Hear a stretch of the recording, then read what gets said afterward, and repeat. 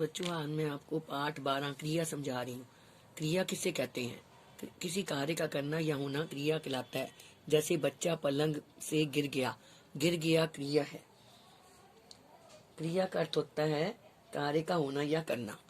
कर्म के आधार पर क्रिया के कितने भेद हैं? कर्म के आधार पर क्रिया के 2 भेद हैं, कर्मक क्रिया, अकर्मक क्रिया। कर्मक क्रिया में कर्म होता है, अकर्मक क्रिया इसमें कर्म नहीं होता। कर्मक क्रिया के कितने भेद हैं? कर्मक क्रिया के 2 भेद हैं, एक कर्मक क्रिया, द्विकर्मक क्रिया।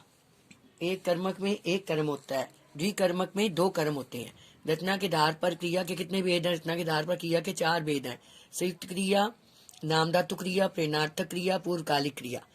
कर्मक क्रिया कब द्विकर्मक क्रिया बन जाती है? उत्तर, 2 कर्मक क्रियाएं एक साथ प्रयोग होने पर द्विकर्मक क्रिया बन जाती हैं।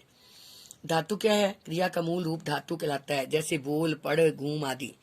निम्नलिखित स्थानों में उचित क्रियाएं भरिए। हमारी परीक्षाएं चल रही हैं आएगा। रेलगाड़ी धीरे धीरे स्टेशन से आगे बढ़ जाएगा। बच्चा छत से नीचे आया। किसान हल चलाता है। करना या होने की प्रक्रिया को क्रिया कहा जाता है। नीचे दिए गए वाक्यों को पढ़कर यह बताइए कि कहाँ क्रिया का करना दर्शाया गया और कहाँ क्रिया का होना। सविता परिश्रम करके अच्छी अंक लाई। इसका उत्तर आएगा करना, काम किया उसने। महात्मा गांधी राष्ट्रपिता है, होना। मेरा घर विद्यालय के नजदीक है, होना आएगा इसका उत्तर। संसार ने विश्व योग दिवस विषय पर भाषण दिया, करना।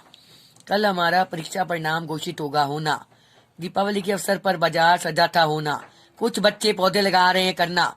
रविंद्रनाथ टैगोर बंगाल के प्रसिद्ध कवि थे, होना। दिए गए शब्दों में से उचित शब्द चुनकर एक स्थानों में भरिए। दबते, दबा, कहने, सुनकर, हुई, हो, कहते, आया, दौड़ कर गया। समझी जाओ। यह कहने के साथ ही सेठ ने एक बटन दबा दिया। उसके दबते ही दूर कोठी के अंदर आवाज हुई, जिसे सुनकर एक दास झटपट दौड़ कर बाहर आया। यह सब क्षण भर में हो गया। चिड़िया कुछ भी नहीं समझी। सेठ कहते रहे, तुम अभी माँ के पास जाओ। निम्नलिखित प्रेरणार्थक क्रियाओं से उचित वाक्य बनाइए। उठवाना, मालिक सेवक से सामान उठवाता है। धुलवाना, सीता ने राम के साथ कपड़े धुलवाए। सुलाना, दादी राम को सुलाती है।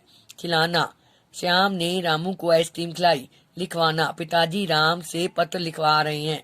दिए गए वाक्यों में से पूर्वकालिक क्रियाएं छांट कर दिए गए स्थानों में लिखिए। पक्षी डाल पर उड़कर बैठ गया। इसमें उड़कर है। वह चारपाई डालकर आंगन में लेट गया, पूर्वकालिक। डालकर। अपनी माँ के कठोर व्यवहार को देखकर मोहन शांत हो गया, पूर्वकालिक क्रिया।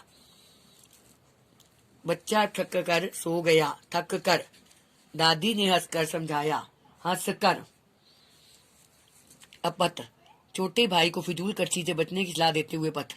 पत्र में ऊपर लिखेंगे परीक्षा भवन, क शेर, दिनांक डेट, जो डेट होगी उस दिन वो लिखनी है। प्रिय राम, सदा प्रसन्न रहो। कल ही तुम मुझे माँ का पत्र मिला, जिसको पढ़कर मुझे यह पता चला कि तुम आजकल बहुत फिजूल खर्ची करने लगे हो।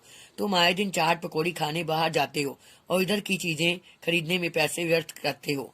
तुम यह जानते हो कि पिताजी कितना कठिन परिश्रम करके धन कमाते हैं। तुम्हारी फिजूल खर्ची से न केवल उनके धन की हानि होगी, बल्कि तुम्हारा स्वास्थ्य भी खराब हो जाएगा। हो सकता है धीरे धीरे अपने शौक पूरे करने के लिए तुम गलत तरीकों से धन जुटाने का प्रयास करने लगोगे। इसलिए मेरे भाई, अपनी यह फिजूल खर्ची की आदत छोड़ दो और पढ़ाई तथा खेल कूद में मन लगाओ। यही तुम्हारे भविष्य के लिए उत्तम है। आशा है तुम मेरी सलाह अवश्य मानोगे। तुम्हारा बड़ा भाई। नाम। बच्चों, ये आपने याद करने और लिखने हैं।